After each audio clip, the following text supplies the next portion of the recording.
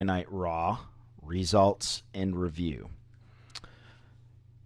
This show was um again we get the dynamic of superstars cutting almost shoot like promos. They feel genuine and they feel real. They're real life things that are being addressed that people are talking about in in the wrestling community. Um, and I think this was a pretty interesting show. We'll go with interesting. I enjoyed pieces of it. Pieces of it stood out to me. I mean, it was kind of a normal Raw, but in the same token, there was three or four things that kind of stood out to me. Like, wow, these were really good segments. Obviously, you can see with saw Braun Strowman take on John Cena. They did this not in the main event, although it is with the line of work that Braun's been putting out lately, and it being against John Cena for the first time one on one. This is a main event, pay per view main event worthy match. But we got it at the 10 o'clock hour because Monday night saw the return of Monday Night Football as well this week, and it was a doubleheader. So we saw a game at the 10 o'clock. We saw the second game start at the 10 o'clock hour. So I understand why they didn't put this at the end of the show. We're gonna get into the main things here that that I wanted to talk about, the things that interested me, and then we'll just kind of briefly cover the rest of the show because other than the four main spots, there really was a lot of filler and not a lot of stuff that piqued my interest, and I don't think piqued anybody's interest. So let me start. We had a moment of silence at the beginning for those that were lost on 9/11/2001. And so there was a really nice tribute for that. They always seem to to go the extra mile when it comes to things like this, and we also see them make mention of Florida being hit with Hurricane Irma and Houston and Texas being hit by Hurricane Harvey. But we'll go right here. To start off the show, we get another match. We get a match to start the show again this week. We get Roman Reigns versus Jason Jordan. This was a really, really good match. 2 weeks now in a row, we've been able to see Jason Jordan showcase his abilities against one of the elite superstars in the WWE. And I think this was a really good showcase as to the capabilities that he has in the ring. He still has a ways to go when it comes to building his character. There's not a lot of charisma. He's not going to be able to just walk out onto the entrance ramp and smile and then come to the ring and dominate. He needs to build upon when he hits that spear in the corner and you see him take off the straps, that intensity. When he hits that double Northern Lights suplex followed by the bridge pin cover. We need to see the charisma not only when he's in the ring and performing, but when he's making an entrance, when he's cutting a promo. We need to see those things for him to become a complete superstar and get to that next level. But with that being said, they go for about 15 minutes. And for the most part, it's them trading blows, and then Jordan takes control and gets about 2 or 3 near falls in a row before Roman finally ends it. And when I was watching this match, I'm thinking, okay, they're going to do exactly what they did with Cena last week. And they're going to let him build and build and build and get closer and closer and closer to beating him. And then it's going to end like that, which it did. In the closing sequence, we see Reigns hit Jordan with a Superman punch. And then Jordan rolls out to the apron, Reigns goes around the other side, hits him with a drive-by. Jordan rolls back in, gets hit with a spear, and that was it. But this was a good 13, 14 minutes of Jason Jordan controlling the match and showcasing his amateur wrestling abilities and hitting these suplexes and taking these bumps with Reigns, and he wrestled with him. He out wrestled Reigns, in my opinion. But we see Roman Reigns win by pinfall. Meanwhile, backstage we have John Cena. He's watching this match, and with the promo that was cut last week, another head-to-head promo between Reigns and Cena, we had Reigns giving Cena a hard time, saying, if you claim to be who you say you are, then why is it taking you 20 minutes to beat a rookie? But then we see this week, Reigns does the exact same thing. At the end of the match with Cena, Jason Jordan gets the pat on the head, the pat on the back of approval from Cena. And you see the same thing this week. To start the match, Jason Jordan reached out to shake Roman Reigns' hand, and he didn't shake his hand, but at the end of the match, you see Reigns extend his hand as a sign of approval, like, okay, kid, you can go in the ring.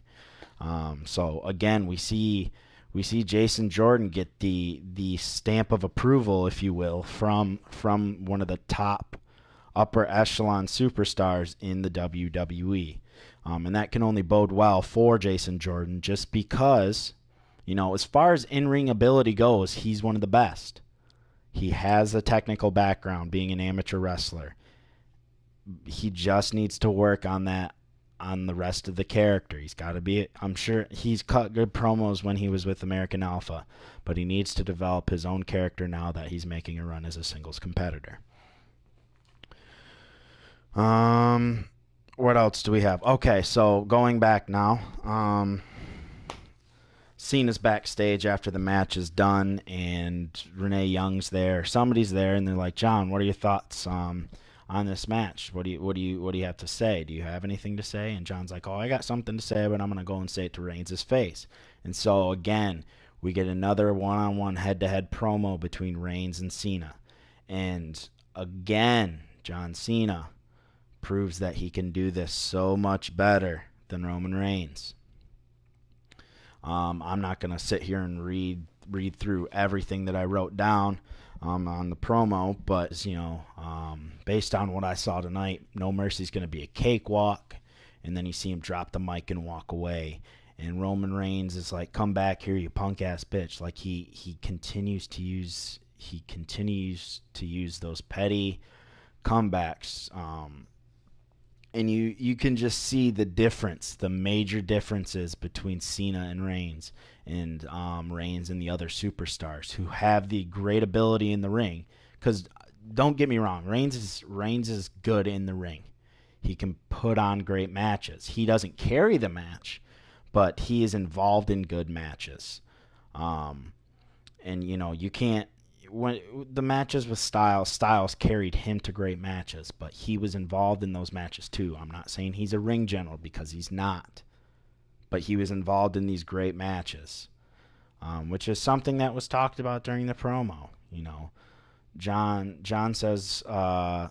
said something along the lines of, this is going to be a cakewalk, and Reigns goes on to say something to the line of, I've had more great matches in 2 years than you've had in your entire career, John, which is tomfoolery. It's shenanigans. It's ridiculous. That's preposterous. He hasn't come close to doing that. Because John's had a lot of great matches over the year. I mean, look at his debut match against Kurt Angle. He goes for 20 minutes against Kurt and puts on a show. Reigns can't. Reigns isn't on that level. How does this one end here? Let me look at my notes, make sure I don't. Oh, okay. So to end the promo, right before Reigns is left standing in the ring, John says, "At No Mercy, consider me, or think of me like a drug test. you can't get past me, and you hear the crowd are up like, oh, it was a big burn, just because they're playing into the fact that Reigns failed a drug test and had to sit out. So I liked that bit of realness, It was good. It was good stuff. We get a promo by Paul Heyman. That's one of the other things that I want to talk about. So we get a promo by Paul Heyman with Brock Lesnar in the ring with him. And he basically, he talks about, but in a nutshell, he challenges Braun to come out and fight Brock right now. He challenges Braun to come out and fight him. And so eventually Braun comes down to the ring and they start going at it, Eventually Lesnar teases hitting a suplex. Braun counters it. Irish whips Brock into the corner. He goes in for a splash. Brock counters it, hits a German suplex, takes him to Suplex City, but Braun pops right back up. He no-sells the shit out of it. Pops right back up, and you see Brock, and he's just like, he's in shock. He's like, nobody stands up to that. And then we proceed to see Lesnar get hit with a choke slam, followed by a running power slam, and then him walking out. So again, they continue to build up Braun as this monster among men, which is great. And you'll see later on in his match with Cena that,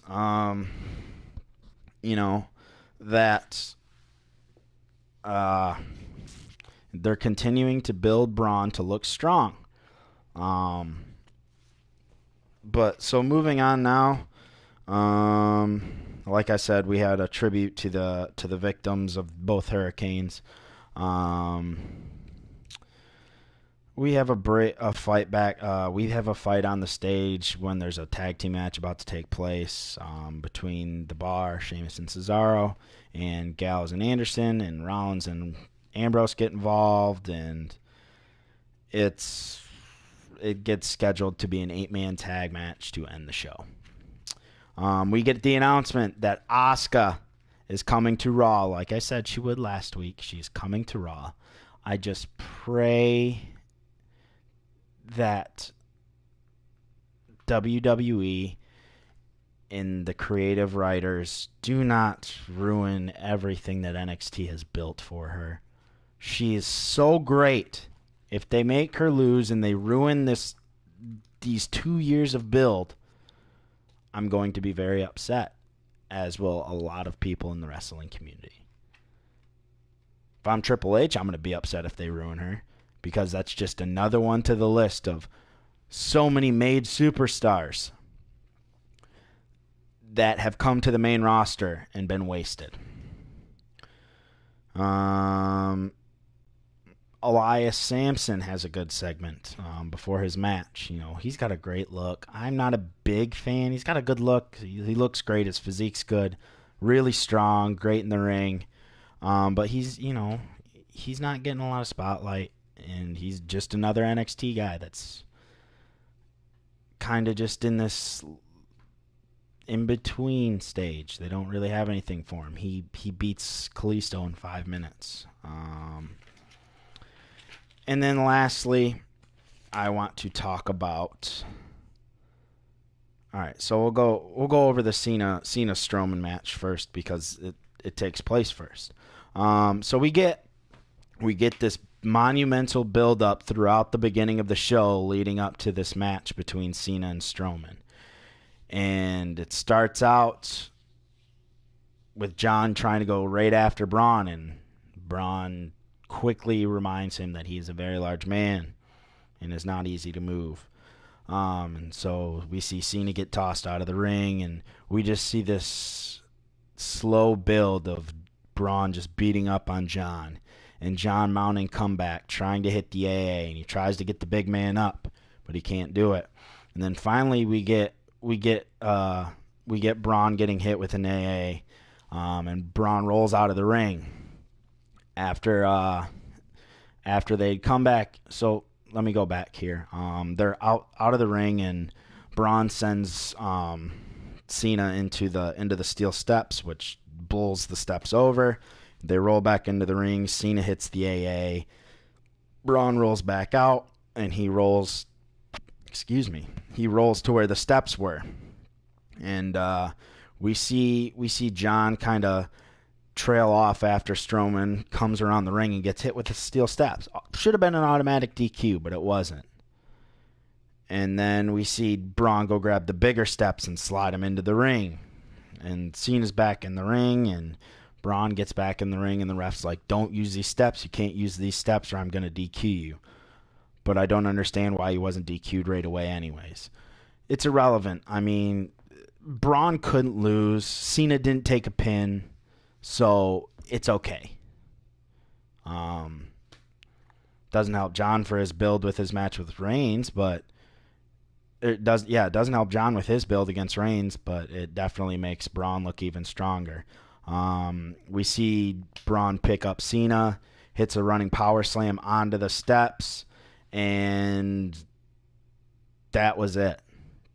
You know, they're like, you hear Braun kind of playing off the crowd like, this is your hero, and he's just laying waste to him. And so that was the end of that.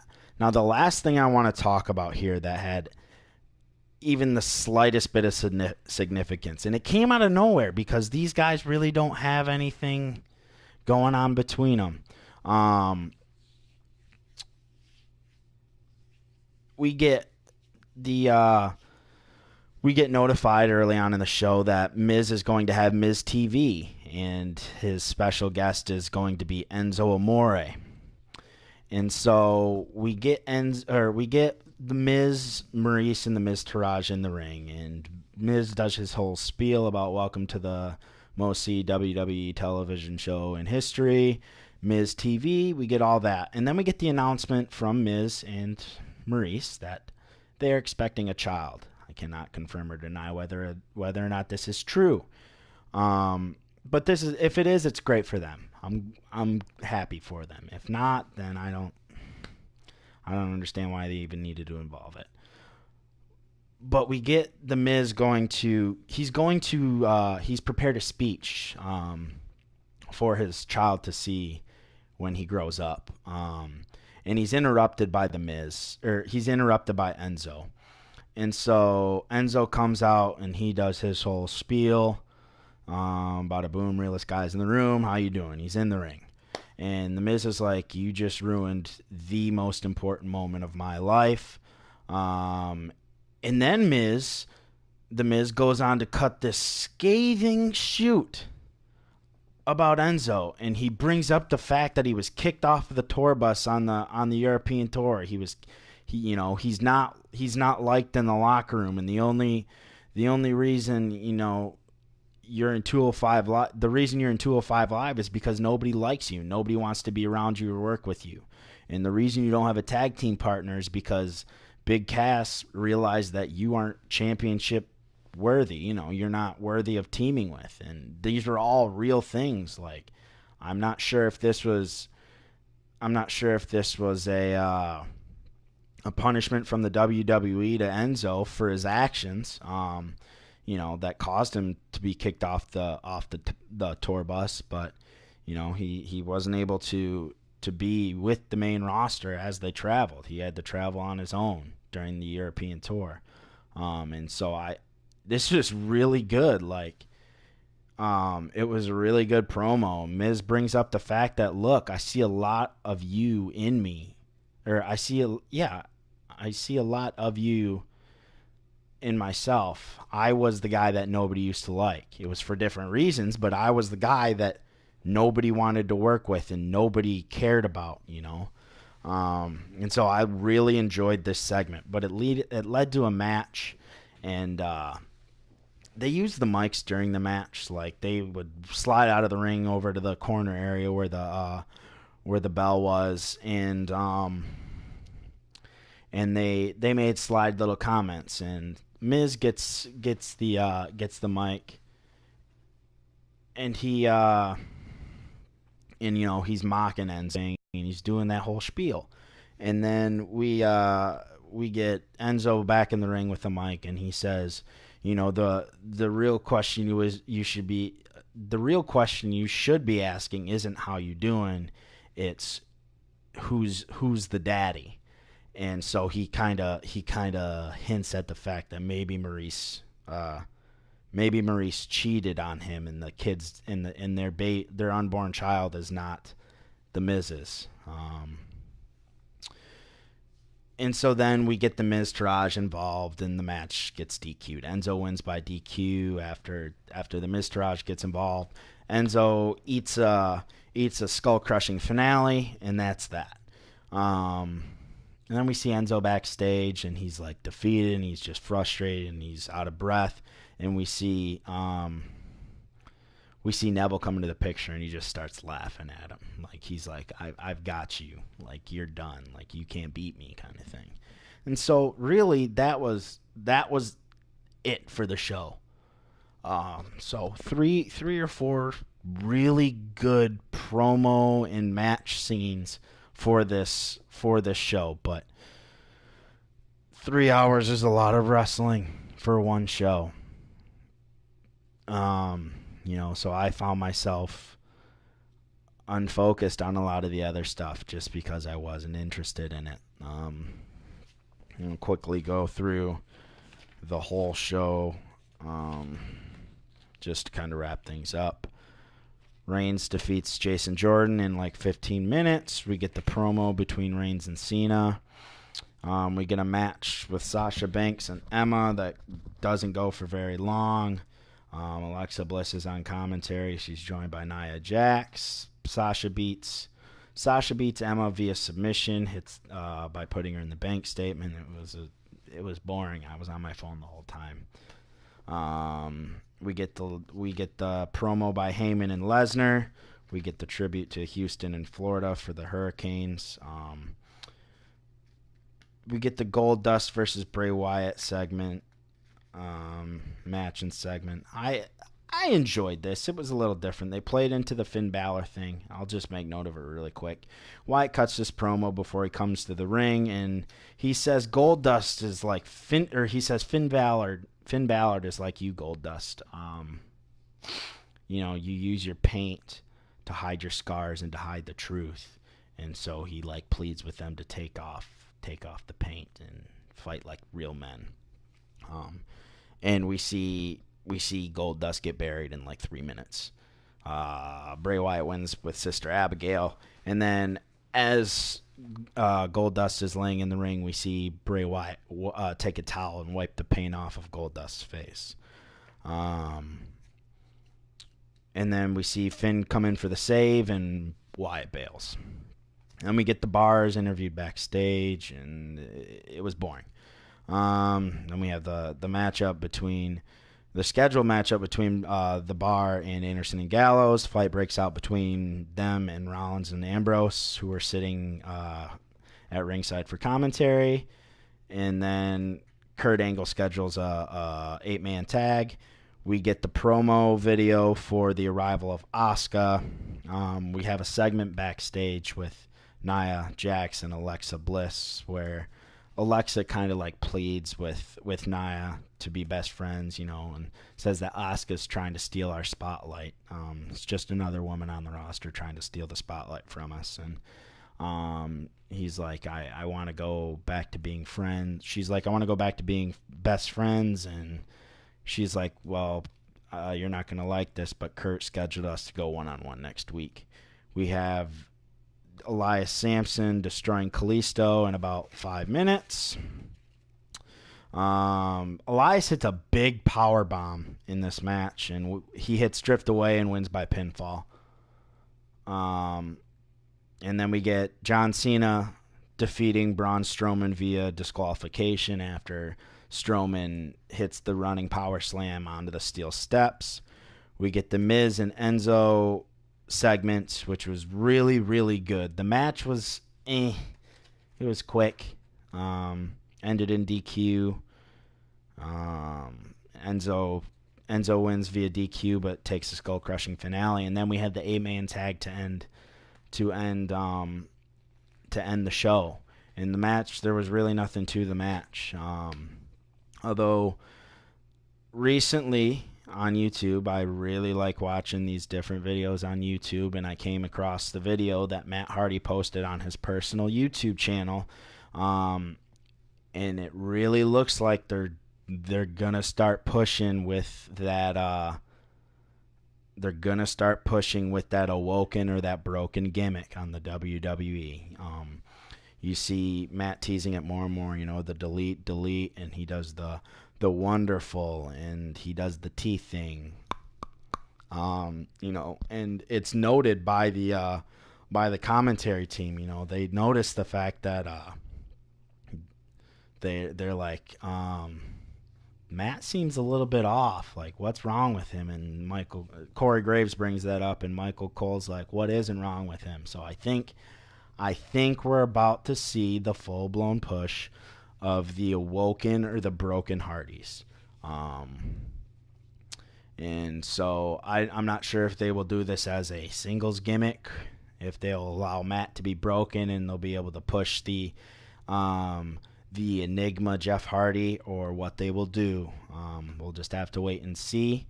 But that pretty much was Monday Night Raw. I really liked the fact that they teased that, and it was very, very noticeable that he was using more characteristics of the broken Hardy character. So I'm excited to see what happens there. But that's it. I'm going to watch SmackDown tonight and do the review tomorrow when I get home from work. So stay tuned for that. I'll have NXT on Thursday following the NXT taping that takes place on Monday or on Wednesday. So there's that. So until next time, folks, y'all take care. This is Zickety Z signing off.